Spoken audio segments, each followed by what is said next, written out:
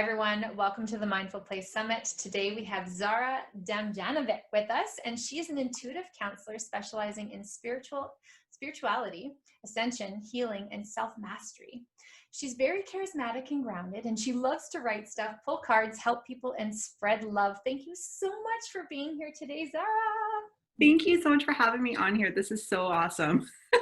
I'm really excited to learn more about you and, the work that you're doing. So if you could just explain a little bit about your story on how you came to do the work that you're currently doing. Absolutely. Absolutely. So I have been in banking services for 16 years, and about 4 or 5 years ago, I began what I would like to call my awakening journey, or like my consciousness journey. And that began when I had a huge, what I like to call a tower moment, or when, my life kind of fell apart.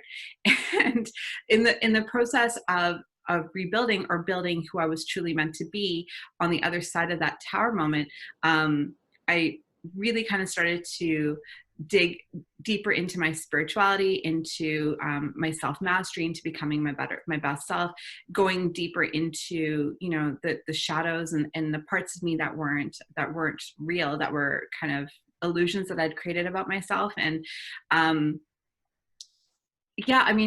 started writing about the things that I was going through, but about what I like to call downloads or inspired thoughts that were coming to my mind. I would start writing about it. And about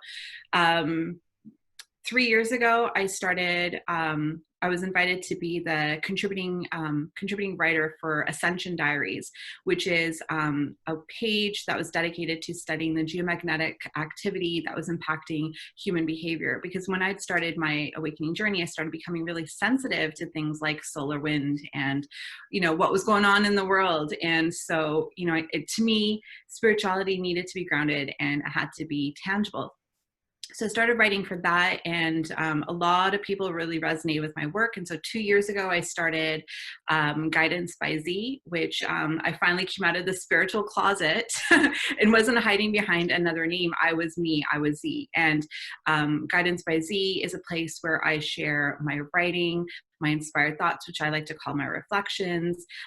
There, I also started taking on clients that were also going through their awakening journey, and that resonated with my more grounded, less woo-woo style of delivering information and healing people through that, and exploring things like spirituality and astrology and geomagnetic activity, and how the science of spirituality and ascension symptoms and relationships. And as I was going along my journey, I noticed that my son, who is 5 years old now, who I guess kind of was part of the catalyst of my own awakening, was also coming along for the ride. And so as I started to develop more of what Guidance by Z really was, because it's really truly organic, I started talking more about various things outside of just relationships and in the usual. I started talking more about, what's going on in the world and the world awakening, and also what's going on with conscious parenting and our children that are on this journey that a lot of times get left behind, and parents that are on the journey don't realize it. And so I've kind of brought that to the forefront. So in a nutshell, that's me. Beautiful. I'd love to hear more about the conscious parenting piece. Absolutely. And if you could just kind of go down that path, because I know some of our listeners might be parents, caregivers, educators, and to hear, the awareness piece that has kind of unfolded for you with reference to your son, if you could kind of elaborate on that a little bit more. Absolutely. So it started with me needing to be really, really highly self-aware of my own emotions, my own triggers, my own wounds, my own past, the way things made me feel, and recognizing that I was starting to awaken to these empathetic gifts of being sensitive to not just weather, but also sensitive to where the other planets were, sensitive to what the tide was doing, sensitive to the Schumann resonance and how that made me feel. And as I was going along this journey, I kind of expected my 5-year-old child, or my child, whatever age he was, to kind of just like be a normal kid, while I was having this like paranormal, enlightenment journey. But he really was never going to be normal. And he was very sensitive to the same things I was sensitive to. He was, he was affected when the solar wind goes up, when there's like, geomagnetic activity. I found that I was getting really, really sleepy, and I'd just like have a nap like this, and I'd look over and my son would be out like a light and having a nap at the same time. There was a great deal of telepathy between me and my child. He would start channeling messages, telling me things that about people that I passed on, people that I was, let's just say, dating or had in my life. He would just start saying things or knowing things that were connected to them, but didn't make any sense how he would know that.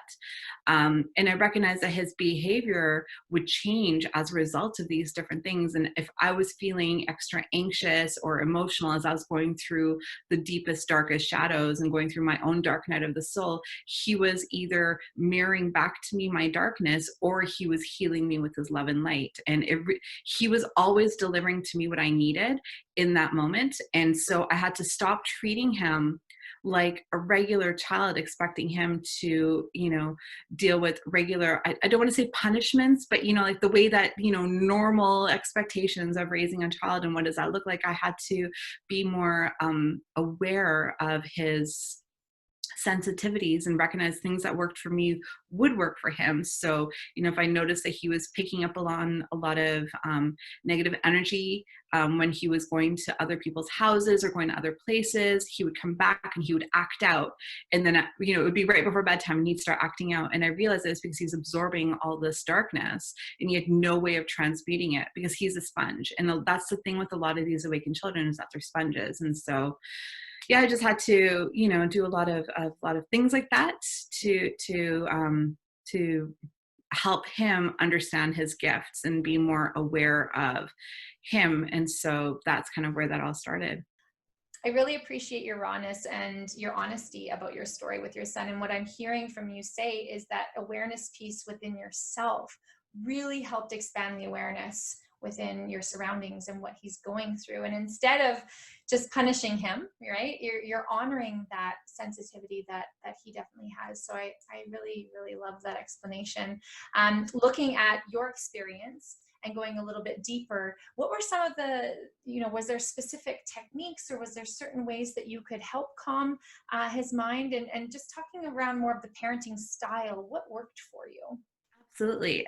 And again, I come back to being self-aware of what I'm feeling in any moment, because I know that he and I are connected. And so I know if I'm picking up on something, chances are he's probably feeling it too. So being aware of what I might need in that moment, making sure that he's taken care of in that way too. Like I said, some days he would come back from places that were, maybe he'd go somewhere where there's a lot of anxiety or stress or trauma or drama. And maybe had nothing to do with him, but it was just like subtext or something that was kind of unsaid in the room. You know how you can have like tension in the room? He would come back from those kinds of situations and he would be really, angry, and he'd throw tantrums, and he would, throw things around, or, he'd refuse to go to sleep, or he'd be hyperactive. And so I would do things that would help me when I would feel that way. So one of the things I started doing is putting salt in his baths. And I'd give him a bath before bed. I'd put on a candle, I'd light a little bit of incense, just whatever works for me, I would try it for him. And it really actually would help soothe him, because that time spent, in the water, in his own space, and just like trying to keep everything calm for him. I studied, and I don't recommend this for everybody because it's not for everyone, but I actually did get 2 levels of Reiki certifications that can help kind of clear his energy. But I just naturally do energy work anyways. And so that was something that helped me with grounding his energy, because he's very energy sensitive and he's naturally a healer. So he has the gift of wanting to heal. And so he's always touching me, or if I'm hurt or someone else is hurt, he's always hugging them. He's very tactile. So that was one thing that I recognized, that he just intuitively had these gifts. And so, that doesn't answer that question, but that's for the other question. But another thing that I did was giving him an opportunity to listen to music. So I knew for me, something that really helped was listening to high vibrational music, solfeggio frequencies, music that was tuned for certain healing frequencies, or like in a higher Hertz music, and actually have a friend who does sound bowl healing music. And she did some sound healing for me when I had my brain injury back in November. So she custom did a whole bunch of tracks for me. So I would play them, especially during the lockdown when it was just me and my son and there's a lot of tension and it was, it was a bit uncomfortable.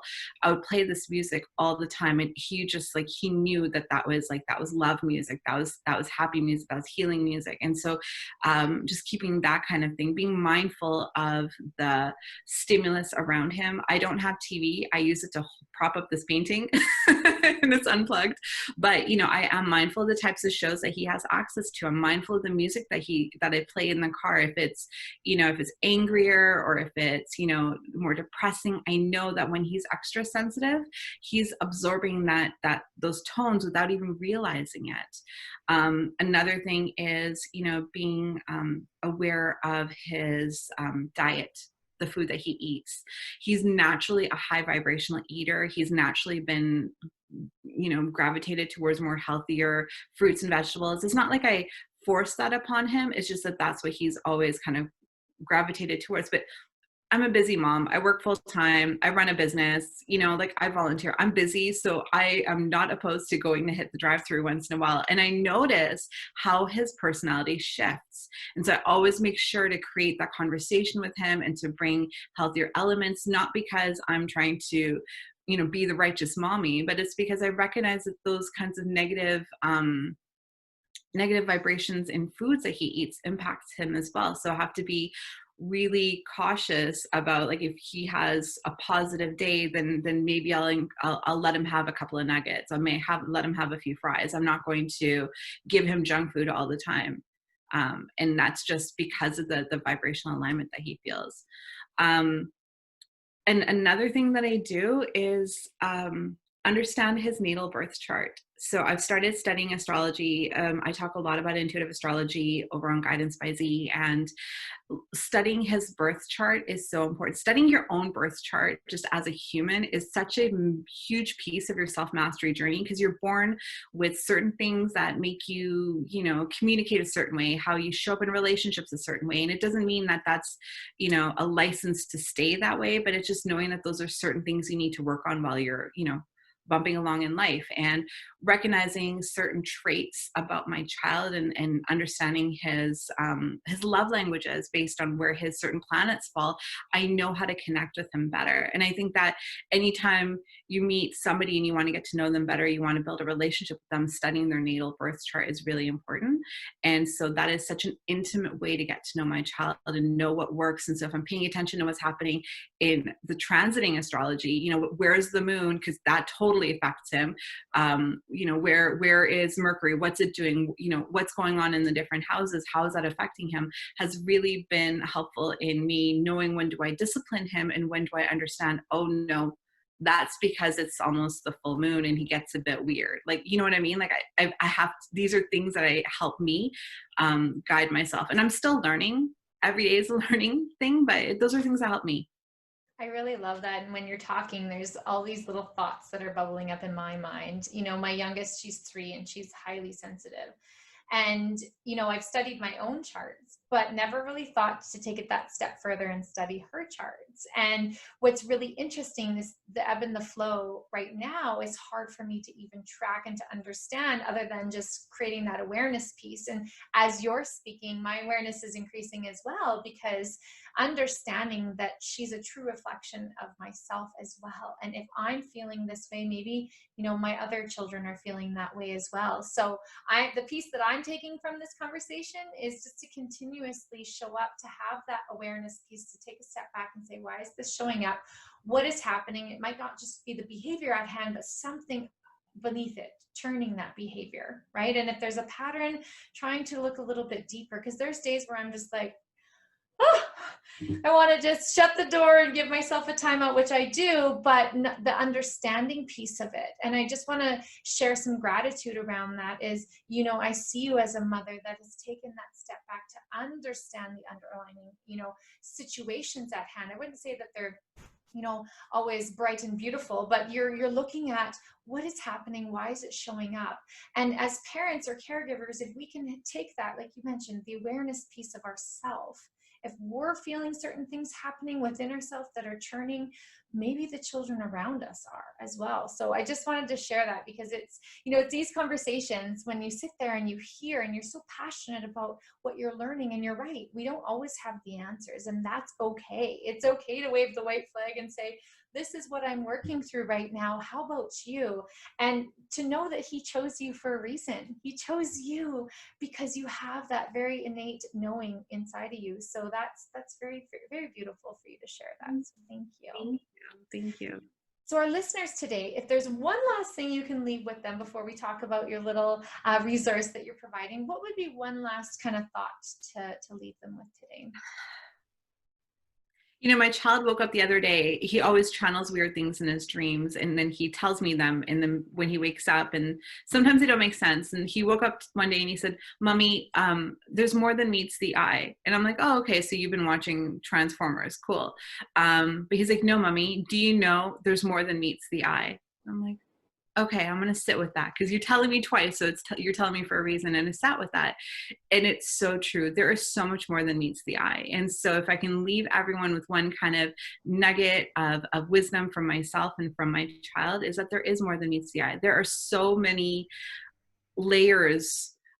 We're all just a mirror or a fractal of something greater. So what's happening at a cellular level is happening at a global level, and everything in between. And so what's happening within us is also happening within our child, and is happening within our relationship with our child, is happening with our child and the relationship with the school, and everything is a bigger or smaller octave of the same thing. And so to recognize that there's more than meets the eye. Sometimes they're not acting out because they're bad kids. It's not because you're a bad mommy or a bad daddy or whatever. There's more than meets the eye, and to be open to that. Beautiful. Well put. Now you're offering a bit of a resource for our listeners, and I'm excited. I'm going to put my name in the draw too. So you can just let us know what that looks like. So it's a one-on-one coaching session. We're going to enter into a draw. I'll post the details below. So we're going to get you all to enter the code word. Are you ready for the code word? Drum roll, please. The code word is Zahra. And the email below will be listed for how you can enter into the draw to win yourself a one-on-one coaching. So what does that look like if I was a person of choice that wants to enter in? What services would you be providing? Of course. And so one of the things that I do, the main crux of the services I provide, is I use divination tools like tarot cards and oracle cards, not to be a fortune teller and tell you what's going to happen, but more so to help guide the discussion around your self-reflection and self-mastery, things that you may not want to be aware of, to kind of bring that to light. And so, I do the video recorded sessions, but video recorded readings, but I also do one-on-one counseling, and that's what I'm giving away. And these are, like 90-minute or more conversations that are really kind of an organic flow. It's a conversation about, maybe there's an area of focus that you're struggling with, or things that, what does spirit want you to know? What do you want to be made aware of? And, I channel, because I am an intuitive, so I do channel messages through. I use the divination tools. We kind of go deeper.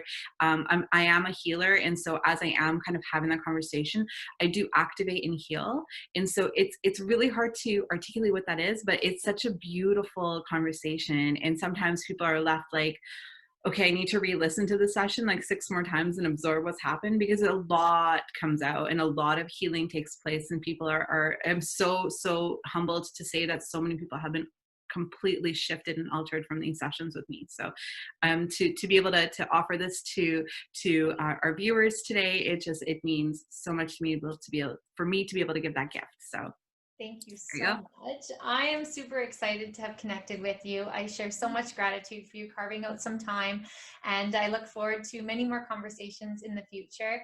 And for our listeners today, thanks for watching, and have yourself a great day.